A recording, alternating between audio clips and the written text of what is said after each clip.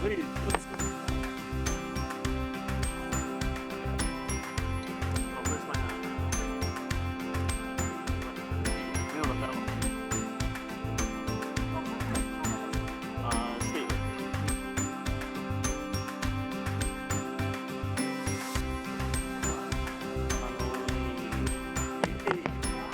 会是啊，会是啊。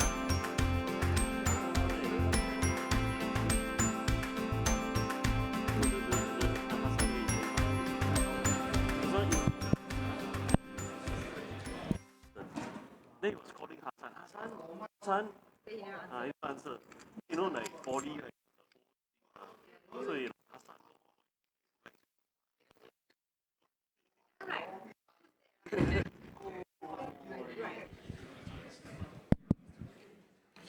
Let me see which one. So colleagues, so welcome to this Deep Dive 8, Emerging Carbon Markets in Asia, the next generation. So I think today we have a large participants, particularly some from in the online platform. So also Lisa particularly asked me to say welcome to all of them and all of you. So just a very brief self-introduction. So I'm Tian Yu. I'm the climate finance specialist with UNDP. So my capacity is to supporting Asia-Pacific countries to design their carbon pricing instruments and establish carbon markets. And so today, so for this particularly session, so joined by me, there are 5 distinguished panelists. Please allow me to slightly introduce them. And also apology for that, because we just, this morning we had 2 replacements. So first is Deepak Kupa. I think he's online with us. He's, yeah, hi. So he's a senior vice president and head of carbon business at Renew Power. He's based in India. Hi, Deepak. And then we have Federico, who is a managing director of Asia Pacific of ACT. Welcome. And the third one is Riza Sugar. And he's the chairman and CEO of Agros Resources, and he is also president of Indonesia Carbon Trade Association. Welcome. The fourth colleague is Thomas Voss. He's a senior advisor of the Federal Ministry for Economic Affairs and Climate Action. Sorry, colleagues, I have to I have to stare at my laptop to ensure I pronounce them very correctly. So forgive me if I don't have too much eye contact with you. So the fifth colleague is Alistair Rich. He's the director of Asia Pacific Sustainability Department of Asia Society Policy Institute. Warmly welcome. So for this session, let me also slightly introduce format. So first and foremost, I will give a very brief, short introductory remarks, and then we will invite each of our panelists to give their own 5 to 7 minutes interventions based on their focuses and based on their specific interest in the carbon markets in this region and also beyond. And then I will slightly have a conversation with them, and then we will open the floor to all of you on site and also online. So, as you know, in this region, Asia-Pacific region, particularly in the recent years, we see the emerging interest of carbon markets. So there are different varieties of carbon markets. For instance, we look at Indonesia, we look at Vietnam. They are building their own domestic compulsory carbon markets. And then I think colleague can talk more. And for instance, and also, other countries, for instance, the Philippines, Malaysia, they are also starting their voluntary carbon markets, also plus in India. But in terms of voluntary carbon markets, there are also varieties, right? Some of them are preparing for these compulsory carbon markets. Some of them are just simply to connect with international carbon markets, particularly under Article 6. And So, and also, as you know, the Article 6 rule book has been finalized, which means there are more and more opportunities, no matter as a seller, as buyer, or as just utilizing this instrument. So we know some LDCs, for instance, like Cambodia, and they are also working on this assessment of how to really access this international carbon market. Of course, for them, they would like to be more like a let's say, seller. Of course, it's not a very literal word. So if you pay attention, you also know that just in COP27, Ghana and Switzerland also had some agreement on particularly these Article 6 credits. So having said that, let me just quickly turn to Alistair, right? So he's going to give us a very brief view on the recent developments of the ETS and also of the carbon markets in this region. So Alistair, welcome, please.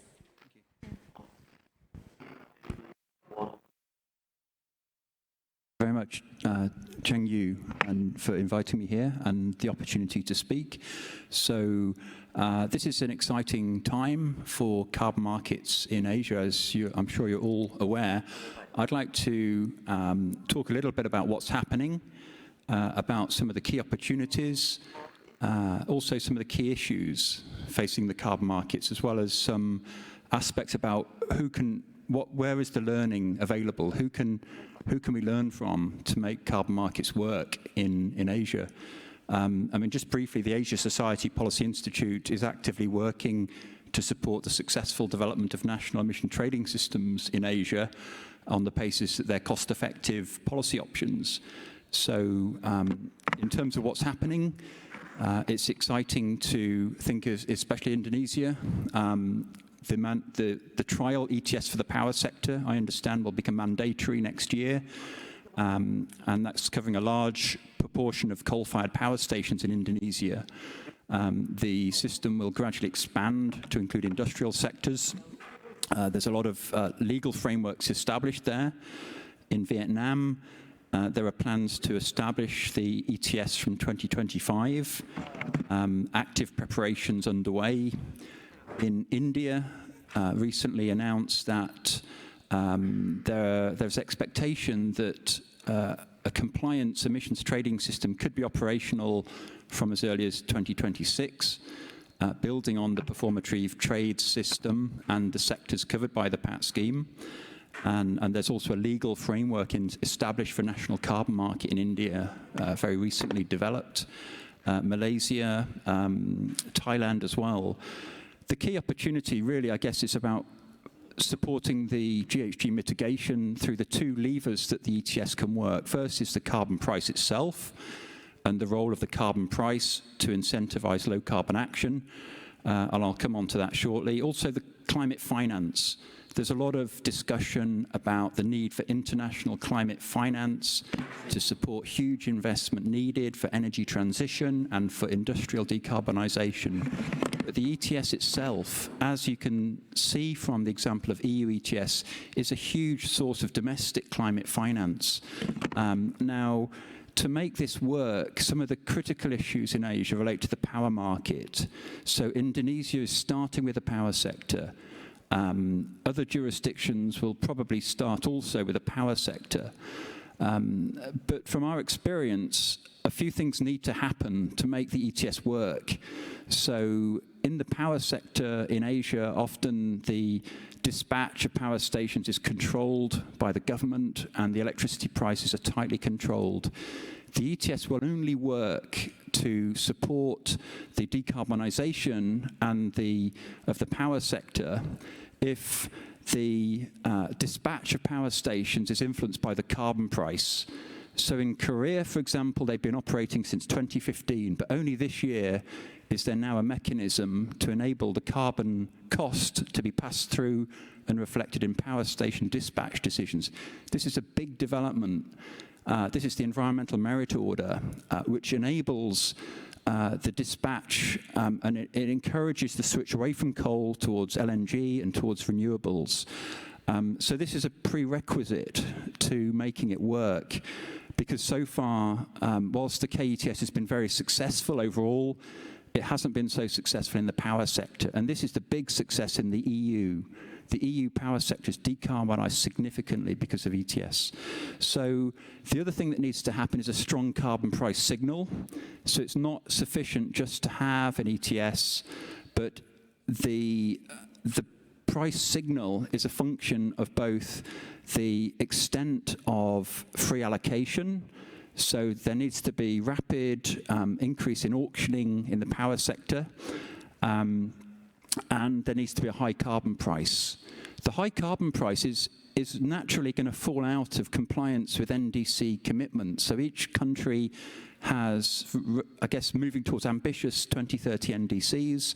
Once the ETS cap is aligned with the NDC, then inevitably there will be a higher carbon price. For example, in Korea, phase 4, 2026 to 2030, we expect a big increase in the Korean carbon price, up to, say, $100 per tonne from the current level of about 20.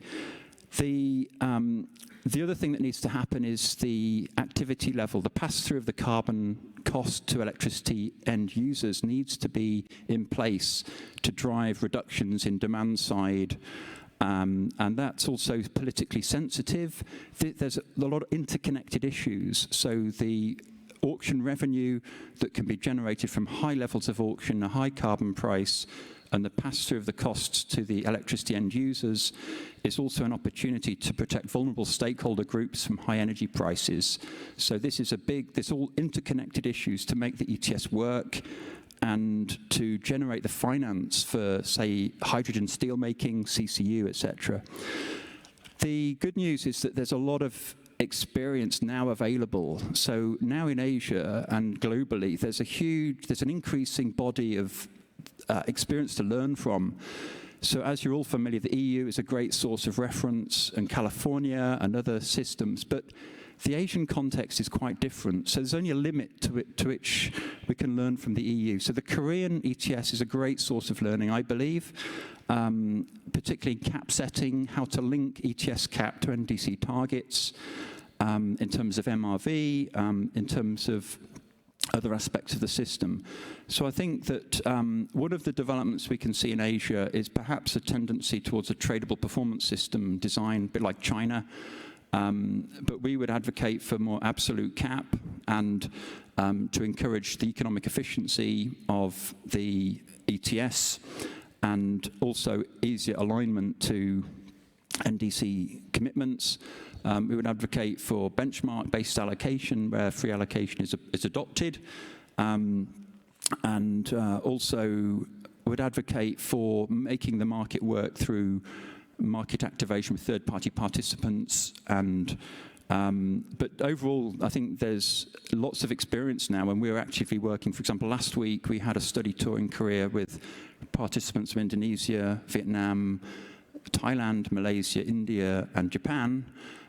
So we really we think that there's a lot of benefit from learning and enabling countries to avoid mistakes other countries are making and to adopt systems more quickly. So thank you all for listening, and happy to answer any questions later. Thank you.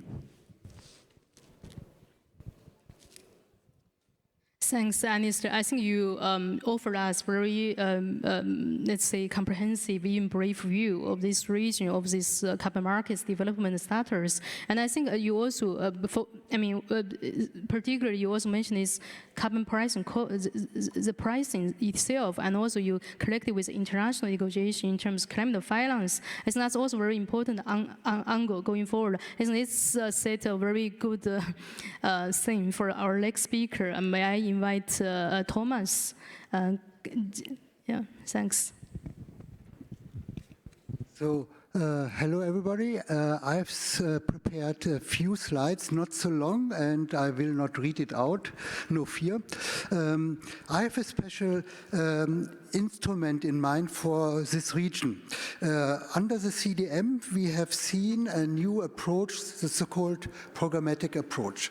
And this should open the combination of small potentials of emission reductions with small stakeholders. And the point is that it only works well when it's related to the policies of the national governments. And this has been achieved partly.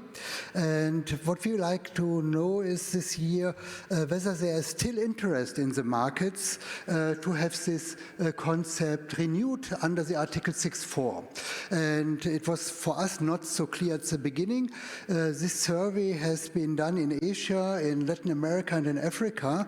And maybe you know that Asia is leading on the programmatic approaches in practices. And so the study brought out also a big interest really in this region, and therefore I thought I should tell a little bit about the survey and to see what it could be worthwhile. But before I start with some key takes we got from the interviews with the stakeholders, I would like to tell a little bit more about the concept. Maybe you know that this is a concept where we have mainly suppressed demand projects. And this is certainly true for LDCs in the future, but the concept is really interesting when we would try to bring it to other fields. We are trying with 2 pilots from Germany in Africa to get it to cooling and to get it to grid efficiency, and both could work and could be replicated. So the question is, why not creating a program in addition to the NDCs, to the own obligations, to the own efforts, and say, with such a concept, we invite on a programmatic basis on several years other players to come in. And this is a big difference we can make with the programmatic approach. You don't need at the start every player. And we have the concept of single activities coming to a program, and I've looked into the figures. I don't want to read it out.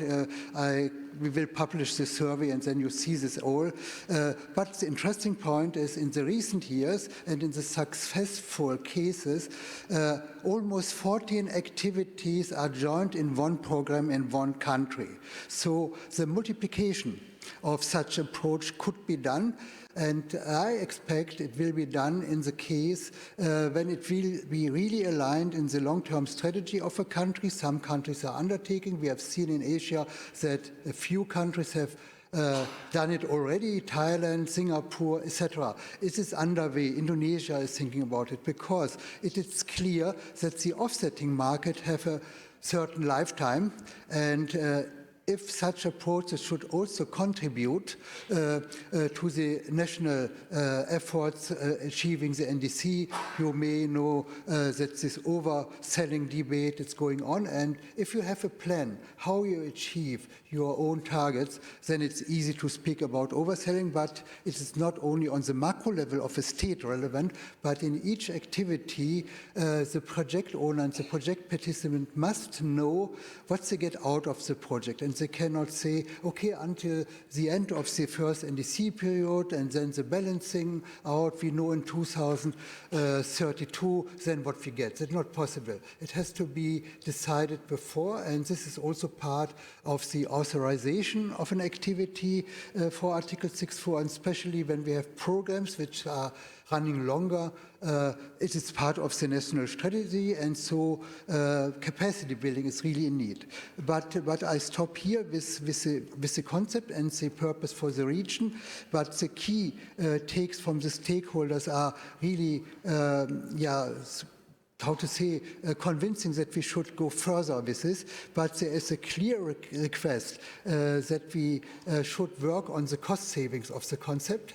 And this is dedicated from the beginning, but you can improve this concept really better, and it depends also on the national strategy from the institutions which are performing such a program. This was a learning curve under the CDM and must be a little bit stronger under the Article 6.4 so that everyone can rely on, and maybe this is not, necessary to do it in a way where cooperation between the national government and the private sector taking place when the private sector one is taking over the whole responsibility for one program. The next thing is capacity building is also needed. You have heard certainly in several meetings that there is a new initiative led by Japan is going on. Germany, of course, is joining, where we are mapping what is going on in the capacity market so that everyone can learn from successful cases and find out still the gaps. For example, programmatic approaches are still not in this map, and we will bring it in from our side. So what is necessary is that we get these POAs operational again, and this is also the question whether we could bring it together with other development goals of the host country. I told in the beginning that it has something to do with suppressed demand. In this case, SDGs are very simple. When we are speaking about the grid or about cooling, then it's different. So it's not in every case that the same benefits are coming along, but when they are coming along, it's a good argument for the market to invest in these project types. So I don't want to read out, I've said, so I go to the next one. And with this I will stop, because there is no debate in the moment in the international negotiations and not in the new board, the supervisory board, on programmatic or upscaled approaches. We would like to push it a little bit forward. We know that it's on the list to do of CSBs. We certainly expect that a standalone formulation of regulations will come again under the SB, as we have seen for the CDM, but this will be broader. It will, in my view, not only for programmatic approaches, but also for sectoral approaches, which are coming broader. Maybe have a global approach when we speak about the classical aspects about cement industry or building materials, aluminium. I think there is a variety possible, and the main hook in the text we have decided in the negotiations is something about upscaling, the maximum of economic segments we would like to address. And we will publish this survey as a neutral one. We are not interpreting. You have seen I've make some assessment to explain what we are expecting, but we would like to bring the interest of the host countries, of the stakeholders, as a basis for further discussion, and we will publish this in December, still in December. We have just taken it up from the group, from a consortium where several companies are joined. It is perspectives, it's Mexico too, so we have a border group so that it's not only a European group. So it's important, and we would like also to see something done necessary in another project. When we speak about programmatic approaches, then the biggest risk is when you have decided for a program, that you get more quickly new methodologies on the base of the CDM methodologies updated. Therefore, we have also invested a little bit in the methodological work, and we follow the official process. So we have engaged together with the UNFCCC Secretariat to update more than 16 methodologies. But this is not the basis for work. We will bring it to the awareness of the new body to accelerate their decisions on the new methodologies. But of course, these methodologies are also possible to use under 6.2. So it is not necessary that programmatic approaches or upscaled approaches are only done under 6.4. It's the mainstream in our thinking. It would be nice to get it most quickly there, but for avoiding a time gap, we can use these methodologies certainly in 6.2.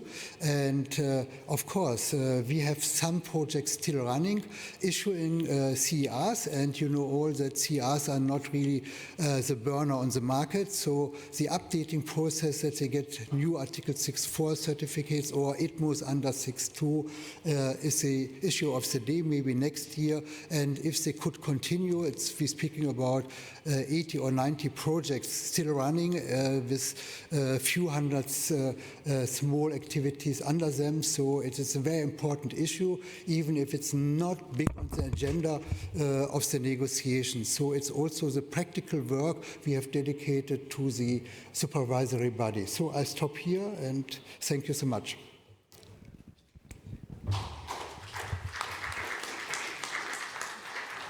Thanks, Thomas, for introducing this POA approach, and also we see Germany's effort in terms of that.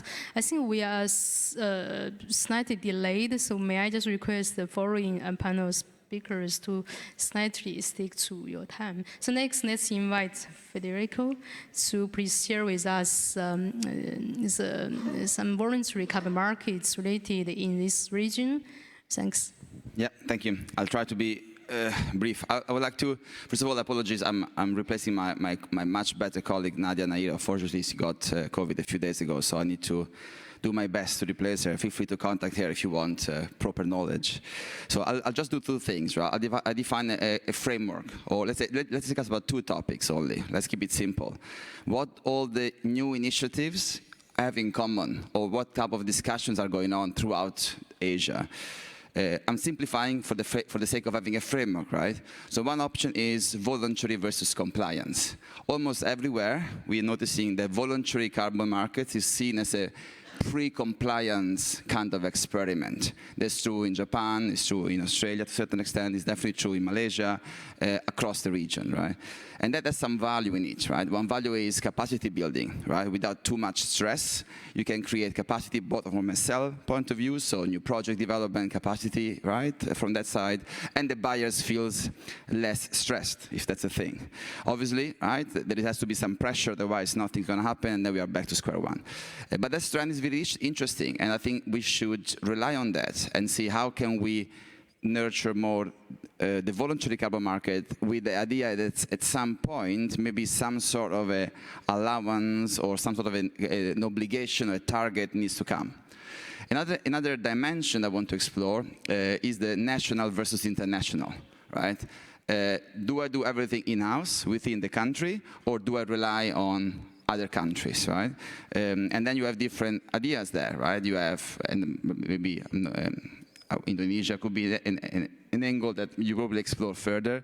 You have Japan, which is clearly saying, no, we want to rely on international with certain criteria, the JCM, right, and framing under Article 6.2, which is required, right, for the NDC purposes. Thailand is trying to create its own framework for use of a 6.2. I don't know how other countries will react. India has its own strong opinion there. My fellow panelists will probably explore that further. But that's an interesting angle, right? And I think I want to recall on that point what the work that IETA has done in the past, and in terms of, let's not forget that it's economically more efficient to do things together than to do things alone, right? So that's always, it's good that we maintain that value. And the idea of the cheap abatements I'll do in-house and the expensive one I will let somebody else pay for it, maybe it's not a bad idea, but how can we implement that efficiently to make sure that we have this kind of angle? So if you mix now those two dimensions up, you have this voluntary that is by definition international, because it's voluntary, right? So it's much easier to do international, which eventually might have some sort of a pressure from the government, let's call it that way. But can that pressure become not only just a national pressure? Would that make sense if you start with the voluntary, which is by definition international, and if you know that relying into international trading is more efficient overall for achieving our goals? But how to shape that now is not obvious. So now the challenging part is everything is kind of being born in a way that you leverage on experience abroad. How can we maintain this internationalism in the good sense without feeling that you would give too easy a way, maybe some easy abatement?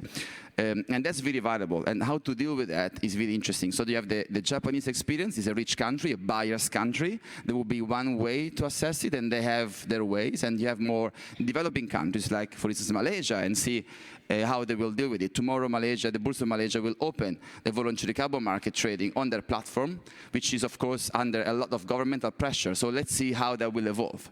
And I think monitoring those two dynamics, the voluntary compliance and international versus domestic, I think is going to be essential. We should really play that game properly within a nice Article 6.2 club. That's definitely true for Southeast Asia, easily achievable, and maybe relying on what Japan is doing, but also Australia with the safeguard mechanism. They are trying to also already put in place the idea of potentially relying on Pacific partnerships that they have for their IPCOs, right? So I think all of that have things in common. It's up to us now to make sure that things are done properly, to do what we want to do, which is achieve the 1.5 degrees. I hope I give it of a framework discussion. Happy to go deeper in specific cases later on. Thanks, Federico, for this very inspirational speech. I feel the Asia Pacific is going to be in a common carbon market sooner or later. I think it's under this Article 6 regime, right? Yeah, 50% of the nature-based capacity is here, right? So we have to do something about it. True. So I think, colleagues, perhaps you already have many questions. Let's slightly wait a little bit. So let's invite our fourth panel member, Riza. So Riza, please. I think Riza is going to share with us some information regard to Indonesia carbon market, right? Yeah, please. Thank you, Tianyu. Thanks, everybody, and thank you for inviting me today. Yeah, I just want to be very brief as well. I guess if we talk about carbon market, I probably could position myself as a representative of the supplier side, because I'm a project owner by career, by profession, also project developer.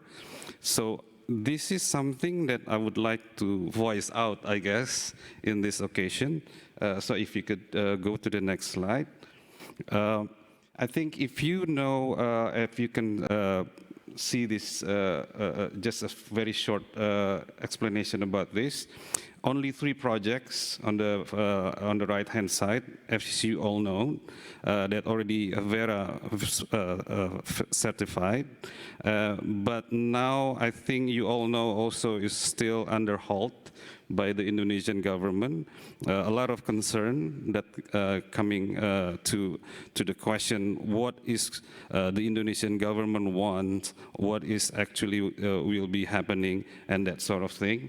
But the opportunity, if I can say, there are 200, I think almost 200 new projects lining up, and I think on behalf of the project developer or project owner, I could say, we need also some sustainability or a really an easy way how to develop it. Because right now, I think I can say it to myself or to everybody, we are like the sandwich that being squeezed from the market side and also from our government side. So I think we need to have something much a simpler way. I know everybody wants a high integrity, high value, trustworthy projects, and so on. Yesterday's sessions was very good, very interesting. I think Federico was also there yesterday, and I heard about what will be coming in the future. We talk about the CAT Trust, the Meta registry, and that sort of thing, which I believe this is also a good solution to whatever that we want to do, especially for my side, that I want to save the forest, I want to expand, I want to do more projects, but please give me some guidance, the easiest way to do it, but of course, high integrity, high value, and everything. So we go to the next slide, please. So what is happening right now, I know the left side, you may also probably acknowledge about the concern on Indonesian regulations. Global investors are concerned over Indonesian regulation, in particular temporary halts order towards ongoing certified carbon projects, as you all know. But thankfully, right now, the presidential decree and also the ministerial decree on carbon economic value have officially been issued. So I guess I could say that much clearer pictures on moving forward, but still concerned on when will the temporary holds be lifted. So the next thing that I could say, I think we see the decree will deliver a much more secure property rights, and then it's also a much better foreign investment friendly, free tradable credits. The bottom line of what the decree said is there is no restriction on selling export credits. But of course, there are compliances. Of course, we need to fulfill regulation, especially we have to register to our national registry system with some kind of, we call it Indonesia certification of emission reduction. But we accept all methodologies, all Verra, gold standard, or whatever. I'm not trying to be take sides of Verra or gold standard because of the logo is just appear there, because there are other more standards like you know, like all of you know, but it's just saying you the example. So then there is an interesting thing of the SRN, we call it, the National Registry System. By law, they have to deliver maximum 4 months if everything is completed, all the documents. So now we take a look at the right side. My most concern as a project owner or project developers is not so much on the regulation, but more on the bottlenecks of the international standards. You know that it takes time, it's longer time to register. It takes more time to get it certified and issued credits. So, and the consultant fee is getting much more expensive because of the longer period of time, and challenges is becoming apparent. I've been approached by many startups that want to disrupt international standards, and if the buyers want to take that, I'll be happy to do it, you know. But, you know, the preferences of the buyers are still, they want Verra, they want gold standards, they want Plan Vivo, and et cetera, et cetera. But I think we need to have something much, I guess, more constructive, I could say. Next slide, please. So what should be done next? What I can say is, I think it's also being said in yesterday's session. We need harmonization of procedures. We need harmonizations of standards. And of course, the Article 6 implementation must be really applied. And I think the fairness, equal treatment to everybody. Someone like me, someone like us, the association of producers will get the shares that we fairly get.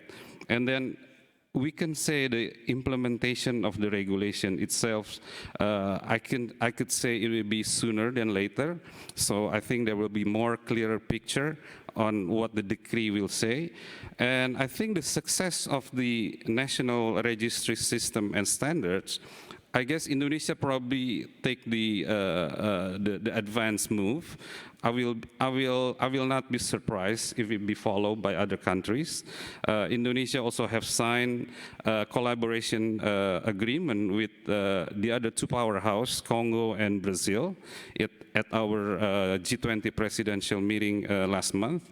So I think this is going to be an exciting moment to the future. And India also will be taking part very soon. So there's going to be like a 4 powerhouse in terms of suppliers and all the contributors to the carbon economy ecosystem. So I think what to do next, also international standards then need to start recognizing the national standards. I guess it all be already being answered yesterday with the meta registry and everything. So in conclusion, I think Indonesia and also like other, I could say, nature-based resources have a unique natural rainforest heritage, which is incalculable value to global community. And we has already well developed some kind of investment-friendly legal framework for these conservation projects. And of course, the framework needs implementation with cooperation of international community and voluntary carbon credit community. I believe will speak for itself and will be a powerful driver of commercial rainforest conservation, even in the absence of international government action. And lastly, I think guided international cooperation in the form of Article 6 recognition for Indonesian rainforest credits, I think has the power to fundamentally change the scale of rainforest conservation.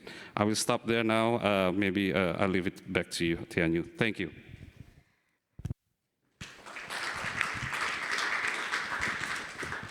Thanks, Riz. I particularly shared this supplier's perspective, also trading perspective in Indonesia context and also beyond.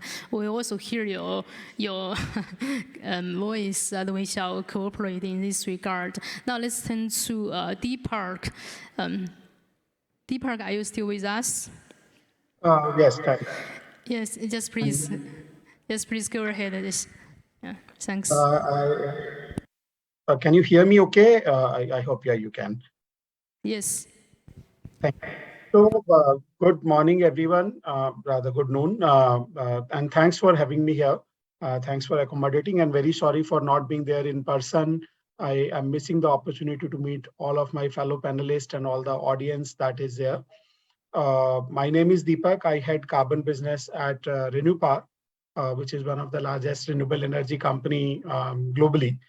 But I mean, rather than sticking to what I do and what the company does, I think what I would like to say a few things, and I really like the title of this session. We are calling it the next generation. I mean, and actually, you know, I clearly see that all of us together, and particularly all the fellow panelists, the way they spoke about, I think now is the time that we are really, in some sense, rethinking the future of carbon markets, rethinking the future of voluntary carbon markets also. And this next generation, I believe, has to be much more sensitive and much more close to the ground.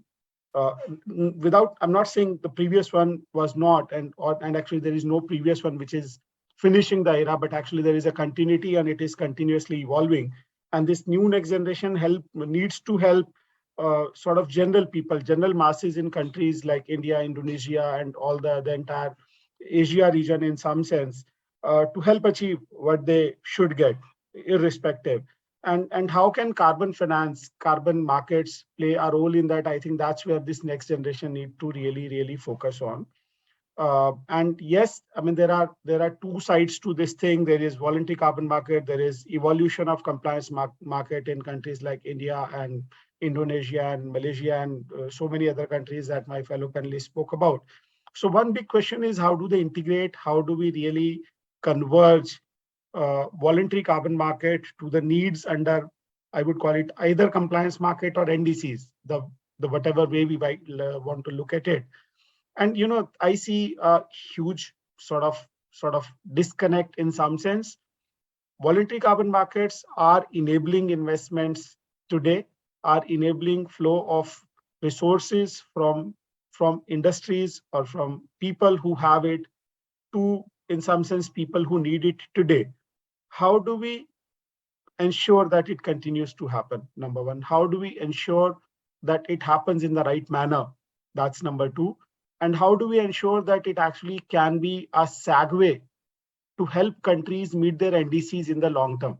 That is number three. So these are three questions that, unless the evolving carbon markets, particularly the domestic ones, which are going to be mandatory and compliance ones, cater to and handle, and international community sort of endorses, because again, there is a lot of conversation about, and we have seen Indonesia example, we have seen India example at some point in time, but thankfully for a very brief period, as to export of credit, what should be done with that, whether that should be allowed, not allowed, continue to happen, not continue to happen. And unless we give some of these developing countries a very clear picture that, okay, voluntary actions, voluntary carbon market is actually something to help the broader achievement of NDCs in the long term, and these are not in conflict, till that time, the scale would not happen. That's one key message I want to sort of convey here and use this opportunity. Second important message is that all these evolving markets, particularly in this part of the world, has to clearly, I believe, focus on 5 things broadly. One is environment. I mean, that goes without saying. Carbon market is primarily about being able to sustain the planet Earth, being able to ensure that we all sort of stay and Earth is able to sustain the load. But then there are 4 more things. And again, we speak about these things in some of the areas. We don't speak about these things in some other areas. So second important thing is community benefits. How do we ensure that community which is helping us achieve these targets, be it through provision of efficient cooking systems, efficient lighting, efficient whatever other appliances, or through nature-based solutions, which some of my previous colleagues talk about, co-panelists talk about. How do we ensure that community gets benefited? We are able to, through these mechanisms, improve their living standards.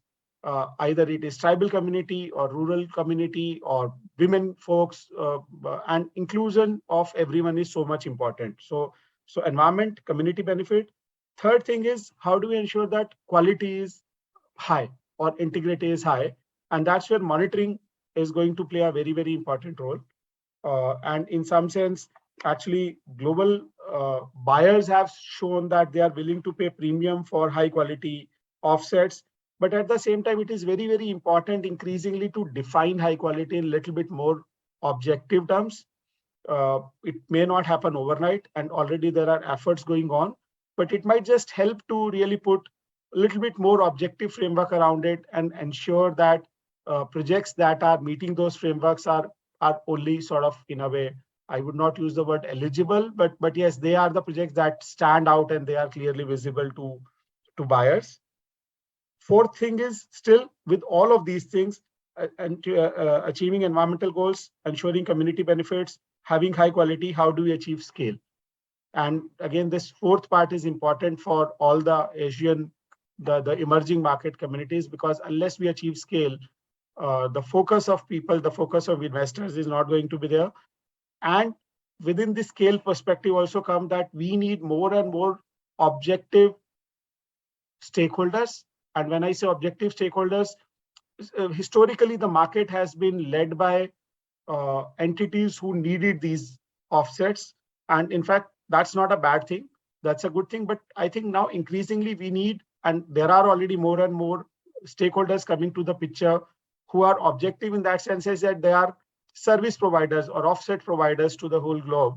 And to some extent, their perspective is very neutral. Deepak, sorry to interrupt. And so shall we just quickly wrap up? Thanks. Half a minute more. So the last thing is how do, and which I said as the first thing is, how these voluntary and compliance markets converge. So basically, I'm saying the new evolving markets have to ensure they meet environmental objectives, ensure community benefits, ensure high quality, achieve scale, and converge with sort of different marketplaces or market frameworks that are shaping up, be it compliance, be it voluntary. And I very much agree with my previous co-panelist who spoke about Indonesian example. And I, in some sense, also represent the supplier side of it.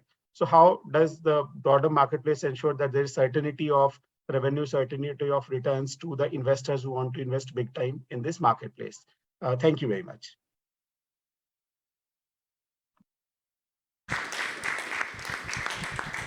Thanks, Deepak, for sharing his insights in terms of the voluntary carbon market. I think now we are slightly delayed compared with the scheduled time, so I will skip my part in terms of this conversation with panel members. I would like to open the floor to all of you for your questions. And also, actually, I noticed in our participants in this room, I noticed there are colleagues from governments, also from private sector, from international organizations, corporations and also buyers, sellers, project developers. So I'm pretty sure, based on this very rich discussion, rich presentation by our panel members, you can find many entry points, either for questions or for further collaborations. So now the floor is open, so please raise your hand to ask the questions. And of course, for each before ask questions, slightly one sentence to introduce yourself. Yeah, thanks. Yes, this gentleman, please. Do we have? Hello, my name is Peter Kiernan from Carbon Pulse. I'm just wondering if any one of the panelists, or maybe Federico specifically, could elaborate on Malaysia. There's, as you mentioned, they'll be launching, the Bursa Malaysia will be launching its VCM exchange tomorrow. What that means in terms of the progression of that country, maybe towards a more compliant system or not. And is this indicative of broader trends in the region as well? Thank you. It's a perfect question for my colleague, which is not going to be here, but let me try to fill that gap. So tomorrow is going to be a simple thing. So simply is a launch of a contract to trade on the exchange, the Bursa Malaysia, which is a specific contract under trading voluntary carbon credit. So it's nothing that doesn't exist already elsewhere. But the reason why it's peculiar, as far as I know at least, let me do this disclosure, right? It's because there is also a clear intention declared by a few members of the government to also eventually create a domestic ETS, right? That's how they define it. And therefore, there is a bridge there, right, on how you create this domestic voluntary carbon with nature-based solutions on the selling side and some of the more polluting corporates being on the buying side. And now that could eventually be transformed into an ETS. I'm not familiar whether the rules of how the future ETS could be clear. That's a question for them. But the intentions are there. And this is a great example, maybe a bit more far ahead of what I mentioned before, right? On how you can use this to foster or give the signal so you can, as a public sector, or as a private sector, you can be willing to invest into capacity building on nature-based solutions in Malaysia beyond what you would do anyway for a more broader international voluntary carbon market. You don't need 6.2 because you might have eventually a domestic demand, so you have two channels to potentially sell your credits. So it's a great way to start capacity. And then the question is, and that's what I also meant with my remark, will the 6.2 implementation be part of the game versus, I don't know, the Singaporean tax, or for instance, right, an easy one, since they are, you can see Malaysia from here if you go high enough, right? Or maybe other countries that will eventually create this nice system. And that's obviously not there yet. And whether the intentions of the government will be to develop 6.2, I'm not able to answer unless somebody else has insights. But that's kind of the push I meant with my remarks.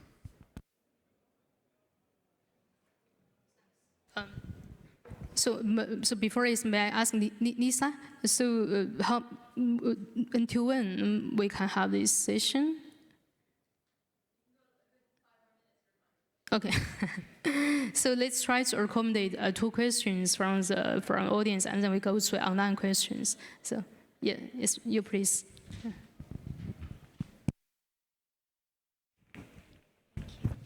Hello, I'm Ivy. I'm a carbon market specialist with S&P Global Commodity Insights. So my question is about the nationalization of carbon credits. Namely, we know that some countries, including Indonesia, have already announced that maybe we prioritize the fulfillment of our own NDC first before we export our carbon credits, right? So do you see this will become a trend, and more like developing countries or emerging market might join this group, or it's just like a small scale or short term like actions? Thank you. Thank you for the question. I guess yeah, there's two things that the Indonesian, for example, is trying to target. I think Indonesia is among one of the countries that have the ambitious emission reduction target. The decree, it's very straightforward, actually. We have already measured what will be our target and what will be our capacity of reducing that emission target itself. And I think it's now even open up the possibility of exporting with corresponding adjustment and without corresponding adjustment. I think yesterday also was being explained. But if you ask whether other countries might follow, possible. But I think in the case of Indonesia, the mapping itself, especially from the FOLU sector, I think it will be, I could say, will be net exporter for the future. And only one word. I think it's, don't quote me, but I think it's Thailand framework that they're trying to create is interesting. It might be maybe used somewhere else or not, and just kind of dividing the list of methodologies, if you like, or technologies in 3 buckets. One is being the cheapest, right? Low abatement costs. Those ones, they have no intention to be exported because they want to have the low-hanging fruits in-house for their NDCs, and that the expensive ones are the ones which are willing to export. The question is anybody willing to pay for it? But that the market will determine that. Because obviously it's easier, right, in terms of more efficient economically to do so. And then you have a bulk in the middle, which is a kind of a case-by-case basis. So I'm not sure if eventually they will figure out a way to create only 2 buckets, right, which is what you want eventually. So how the case-by-case basis will look like. But the idea of using abatement cost criteria to open up into international market is kind of quite popular. Obviously, the tricky part is there anybody willing to pay those very high prices? Is that just going to happen or not? And how you get there? You might want to push some of the lowest abatement costs to foster demand, but that's more a detail, but the philosophy is there. So I see in nationalizations of the cheaper credits, if you like, and that kind of equilibrium to be found. Add to that, I think the Indonesian stock exchange also is being mandated by our government to prepare the Indonesian ETS and also probably among other the voluntary market.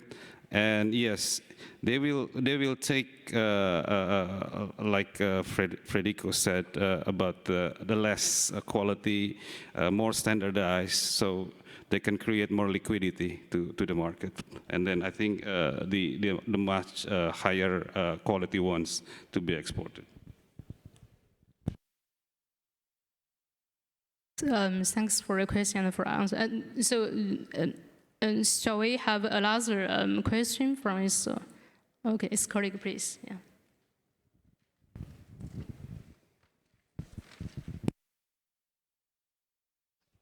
Thank you. Dio Hopkins, Head of Climate Change at Petronas. My question is for Alistair Ritchie. Climate change is a global problem, but the cost of reducing or abating emissions is country-specific. So considering that, based on your work, do you think that in the region, all the countries or the majority of the countries are well prepared in terms of market conditions to introduce a high carbon price?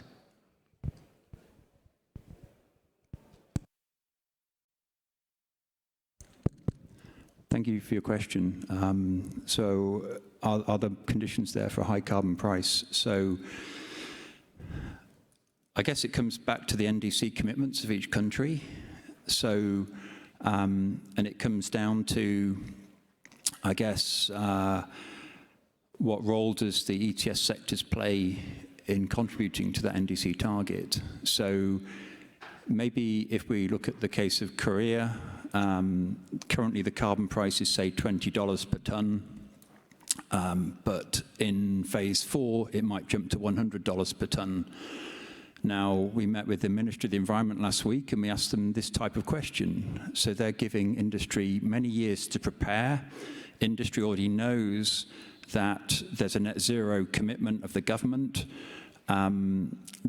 Because Korea has implemented carbon pricing policy, there's a lot of action being taken by investment, by companies, and one of the key things that the government needs to do is provide support to industry to help in this transition.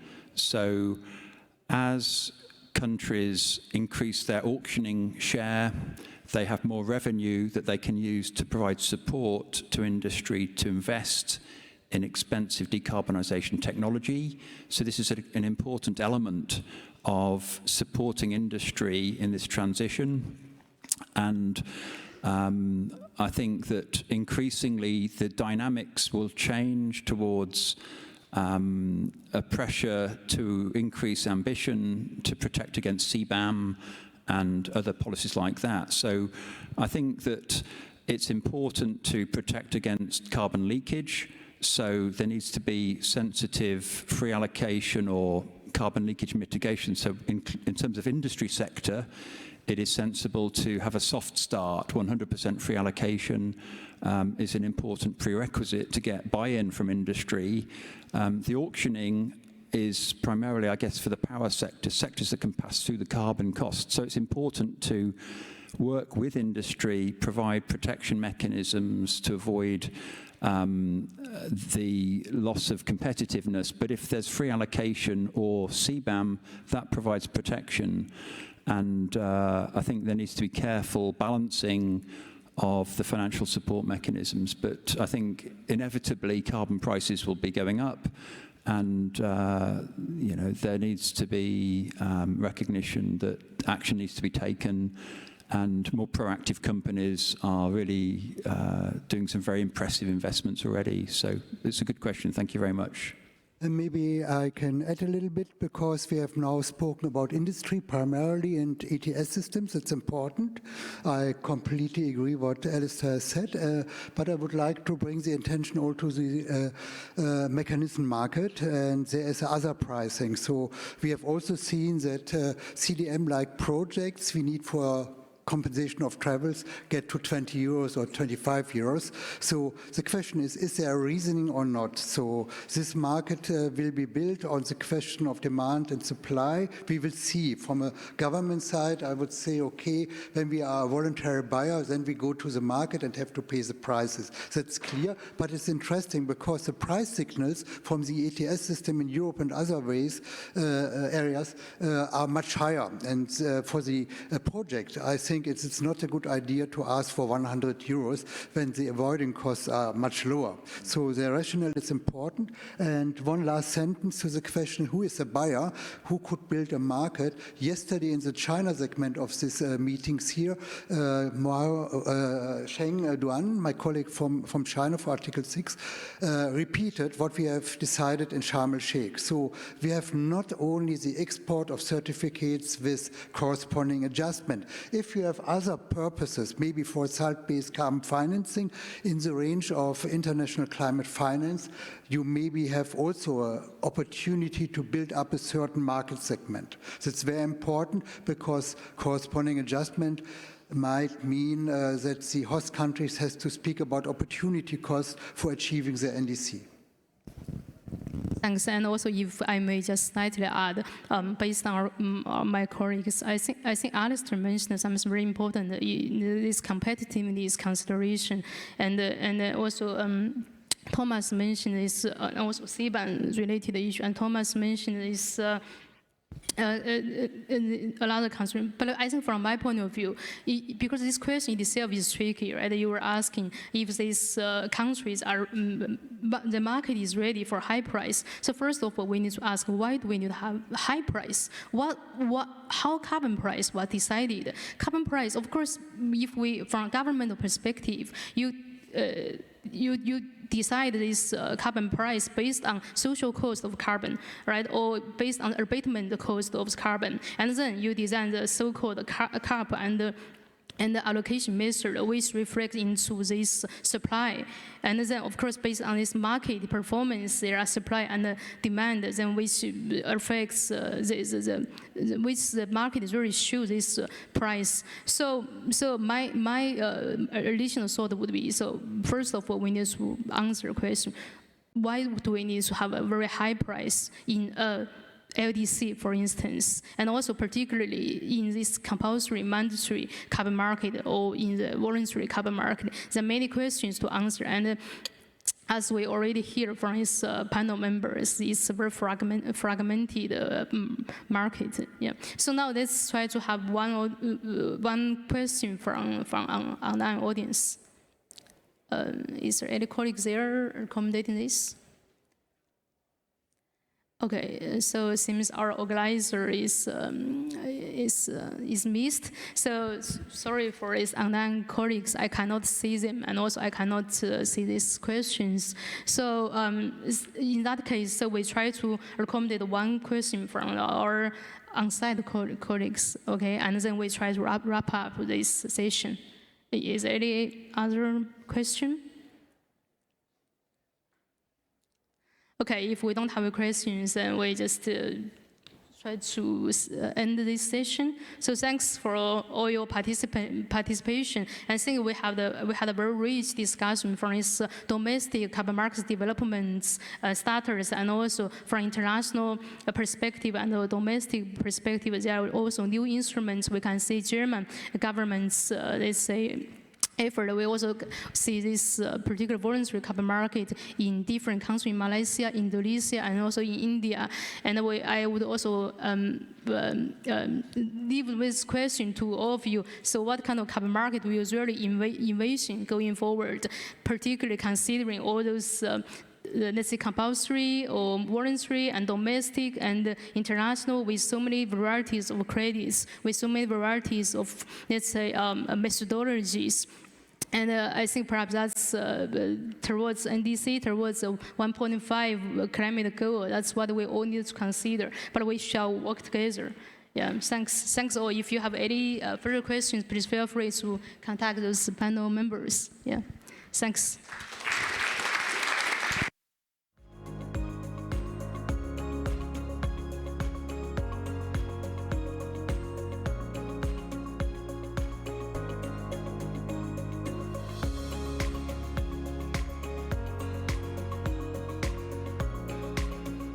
Recording stopped.